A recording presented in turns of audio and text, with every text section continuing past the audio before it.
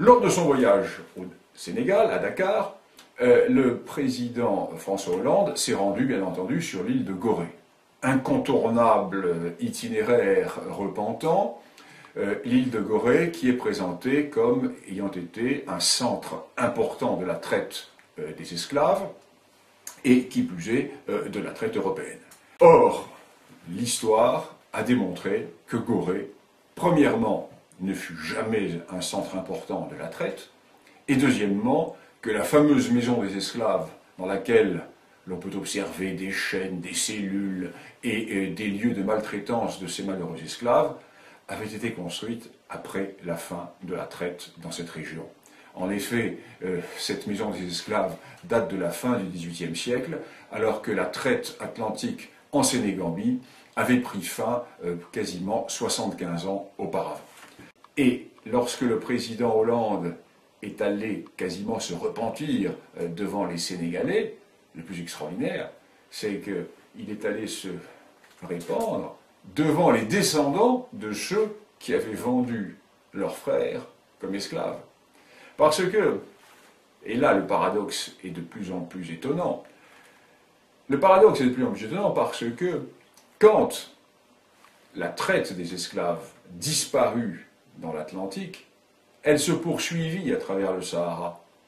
Et au moment où fut construite la maison dite des esclaves à Gorée, la seule traite qui était pratiquée dans la région était la traite arabo-musulmane à destination de la Méditerranée et de tout le monde musulman. Alors cette question de la traite est une question qui est bien connue. Elle est bien connue depuis les travaux qui ont été faits par les historiens britanniques de l'université d'Oxford. Alors je renvoie à la monumentale histoire de l'Empire britannique d'Oxford. Et en France, cette histoire est parfaitement connue depuis les travaux définitifs d'Olivier Pétré-Grenouillot, mon collègue universitaire, Olivier Pétré-Grenouillot, qui a consacré de sommes considérables à cette histoire de la traite. Alors cette histoire de la traite est très très clairement établie. Il y eut en fait 3 traites. L'on ne dénonce qu'une seule traite, la traite européenne. Or il y en eut 3. La première, la traite interne à l'Afrique. Parce que toutes les sociétés africaines, ou quasiment toutes les sociétés africaines, furent esclavagistes. La seconde traite, qui débute dès le 8e siècle, c'est la traite arabo-musulmane. Elle débute dès le 8e siècle et elle se poursuit jusqu'au 20e. Elle est en fait arrêtée par la colonisation. Cette traite a ravagé toute une partie de l'Afrique.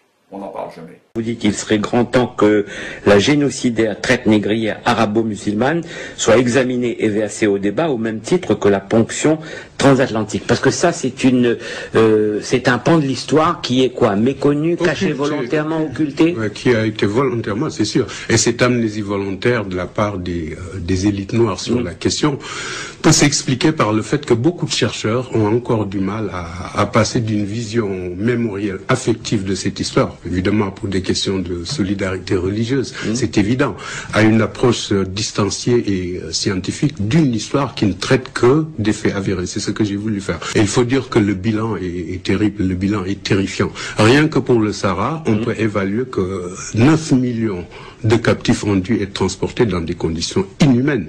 Et dont 2 millions ont péri ou alors sont restés en bordure du désert. Alors pour ce qui est de ce qu'on appelle la traite orientale, qui s'est déroulée dans les régions proches de la mer Rouge et de l'océan Indien, on évalue environ à 8 millions le nombre de victimes. Donc le bilan est lourd, puisque globalement, on arrive à un chiffre effrayant de 17 millions de morts, de déportés ou de castrés par les Arabes. Tout en gardant présent dans l'esprit que les premières victimes de cette calamité furent d'abord les Slaves, que les Marseillais et les Vénitiens allaient raser dans les territoires d'Europe centrale et orientale pour les vendre dans le monde arabo-musulman. Il a fallu l'émergence d'États européens puissants dans l'Europe de l'Ouest et puis l'arrêt de l'expansion islamique aux Pyrénées pour que ça s'arrête. En fait, la traite arabo-musulmane, la traite négrière arabo-musulmane n'était que le prolongement d'une autre traite transeuropéenne. Donc toutes les victimes doivent être dénoncées, mais toutes les traites aussi au même niveau. La traite européenne, ou traite atlantique, qui débuta au XVIe siècle et qui s'acheva à la fin du XVIIIe ou au tout début du XIXe, est une traite qui est la plus connue, parce que nous disposons d'archives, alors que les traites internes et les traites musulmanes ne nous ont pas laissé les mêmes quantités d'archives. Alors quand la repentance s'établit, l'histoire est faussée. L'histoire est complètement faussée, pourquoi? Parce que les esclaves n'apparaissent pas tout seuls sur le littoral. La vérité est qu'une partie de l'Afrique a vendu l'autre partie de l'Afrique. Comme le disait le grand Braudel, la traite n'est pas une invention diabolique des Européens. Les Européens n'ont pu vendre des esclaves parce qu'ils en avaient acheté à des pourvoyeurs noirs. En fait, cette traite unissait des peuples africains à des négriers européens. Jamais les Européens ne sont entrés à l'intérieur du continent pour capturer les esclaves. Pourquoi, grand Dieu, aurait-il risqué les maladies, aurait-il risqué les embuscades, alors qu'il était beaucoup plus commode d'attendre sur le littoral que des pourvoyeurs puissent leur livrer, viennent leur livrer ces esclaves? Autre élément qui est fondamental, c'est que la plupart des sociétés littorales africaines furent esclavagistes. Et la fortune de ces grands royaumes de l'Ouest africain, citons simplement le royaume d'Oyo, citons simplement le royaume d'Abomey, nous pourrions en citer bien d'autres, la fortune de ces royaumes reposa précisément sur le trafic des esclaves. Et de l'intérieur de l'Afrique jusqu'au littoral, toute une chaîne commerciale mettait en branle des peuples africains qui participaient d'une manière directe à la traite. Voilà la réalité. Il y eut 3 traites. Et pour l'historien, ce qui est proprement scandaleux, c'est de voir que la seule traite dénoncée, la seule culpabilité mise en avant, est celle des Européens.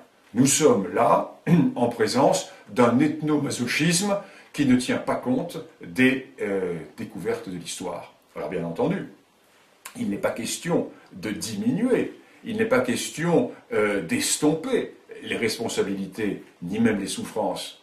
Mais l'historien qui ne blâme ni ne loue demande une seule chose, que les 3 traites soient traitées sur le même pied d'égalité. Et si repentance il doit y avoir, et si accusation anachronique il doit y avoir, eh bien que l'on mette toutes les cartes sur le tapis et que l'on parle de toutes les traites. Et que tous les peuples qui ont pu participer à cette traite africaine, à ces traites africaines, soient concernés, et pas uniquement les Européens.